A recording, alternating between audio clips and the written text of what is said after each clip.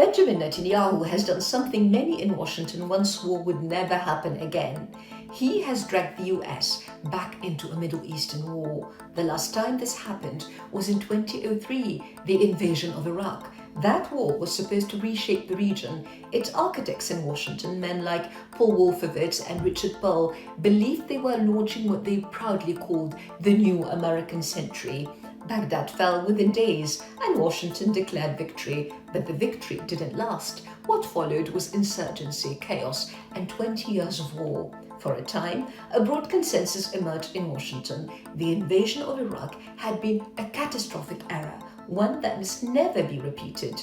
Yet today, the US finds itself drawn back into the very labyrinth Trump once promised to avoid, and the man who led it there is Benjamin Netanyahu. Since Trump returned to power, Netanyahu has worked relentlessly to steer American policy toward confrontation with Iran. The pressure campaign was constant, repeated visits, relentless lobbying, and influence channeled through figures close to Trump's inner circle, most notably his son-in-law Jared Kushner. The message was simple: strike Iran, reshape the Middle East, remove Israel's most powerful adversary. Eventually, the decision was made. Trump authorized military operations against Iran and launched a campaign targeting senior figures in its leadership. But it's already becoming clear that this war will not be quick, and it will certainly not be easy. There will be no Venezuelan scenario here.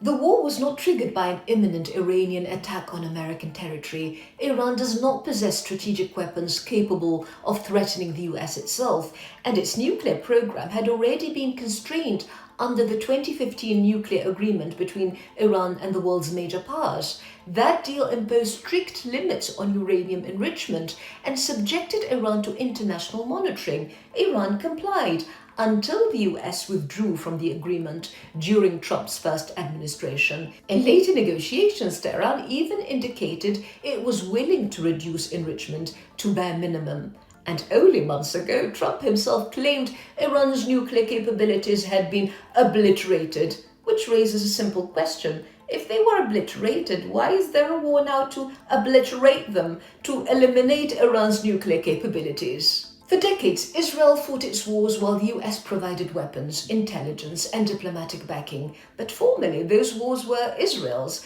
The distinction mattered. Even during the Gulf War in the early 1990s, when Saddam Hussein fired Scud missiles at Israel, Washington refused to allow Israel to enter the coalition. Why? Because American leaders wanted Arab states to remain part of the alliance. Israel and the US, of course, coordinated very closely behind the scenes, but the war remained America's war, not a joint one. Today, that line has disappeared. For the first time, Washington and Tel Aviv are fighting the same war openly, side by side. The consequences are already rippling across the Gulf. For decades, the Gulf monarchies built their security strategy around a simple bargain: oil and money in exchange for security. For 60 years, this was the stable equation. Gulf states invested enormous wealth in the American economy. They hosted American bases, and in return, Washington guaranteed stability. But Trump has shattered that equation. He wants the money, he wants the oil, but he's no longer providing the security. In fact, he's now threatening the security of the very states that finance the alliance. During Trump's 2025 Gulf tour, Saudi Arabia, the UAE, and Qatar pledged gigantic investment commitments worth around $3 trillion over time. Gulf money flowed into American projects, some of it even into ventures linked directly to Trump and his family. Entities tied to the UAE's national security leadership reportedly purchased a 49% stake in the Trump-linked cryptocurrency venture World Liberty Financial in a deal worth around $500 million.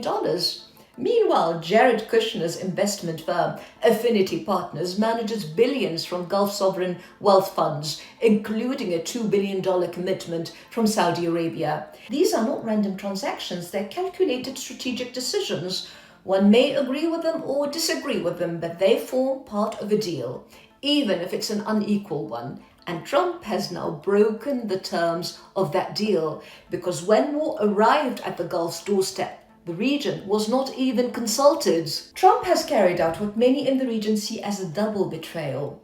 First, he launched his war behind the backs of the Gulf states. Without consultation, without warning, he dragged their region into a war they did not want. Then he went further still. He began pressing them to become fodder for the war itself.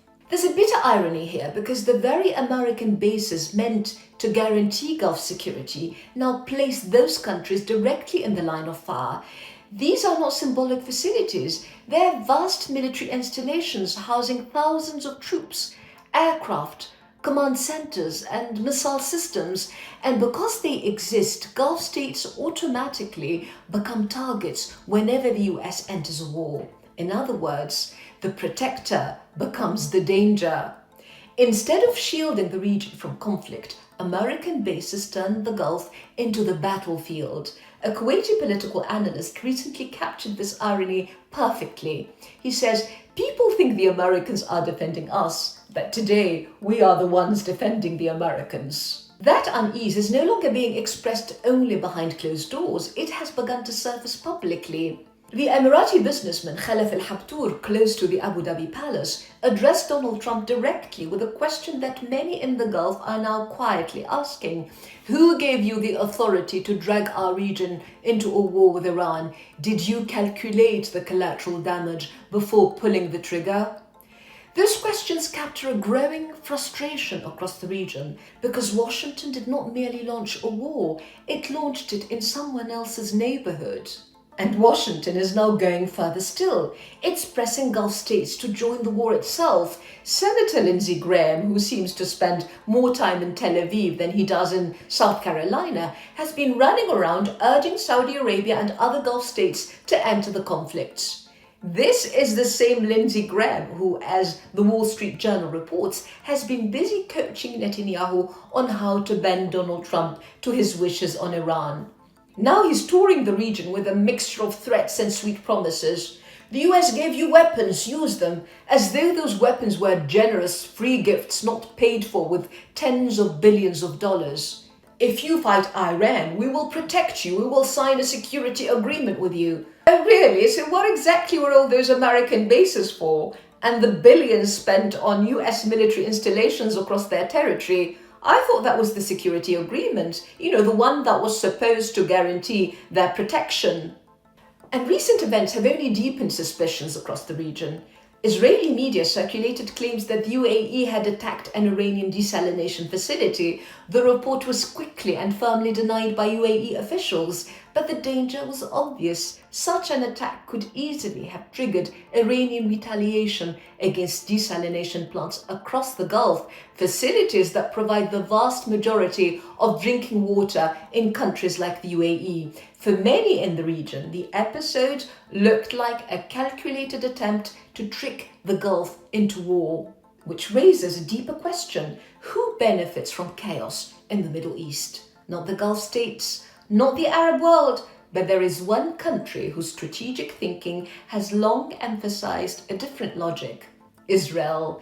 For decades, Israeli strategists have argued that when surrounding states weaken, fragment, or collapse, Israel's relative power increases. Chaos for others can become strategic advantage for Israel. Recently, Israeli writer Ma'ir Swissa published an article entitled Sykes-Picot 2026, Time to Redraw the Middle East Map.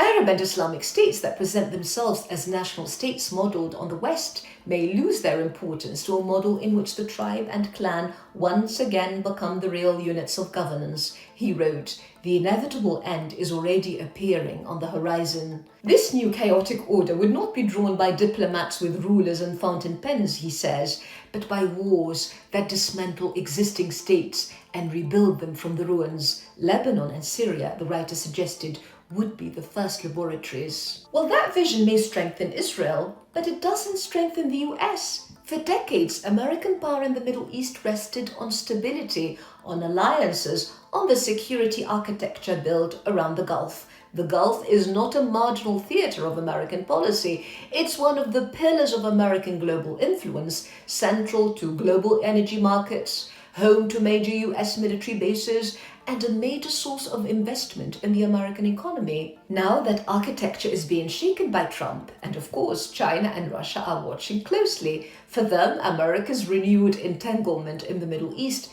is an opportunity. The deeper Washington sinks into Middle Eastern wars, the more room its rivals gain. And so a strategic paradox is emerging. In trying to serve Israel's agenda, the US may be undermining its own position in the very region that sustains its global influence. For the Gulf states, the lesson is becoming difficult to ignore. The security arrangement meant to protect them may now be exposing them to danger.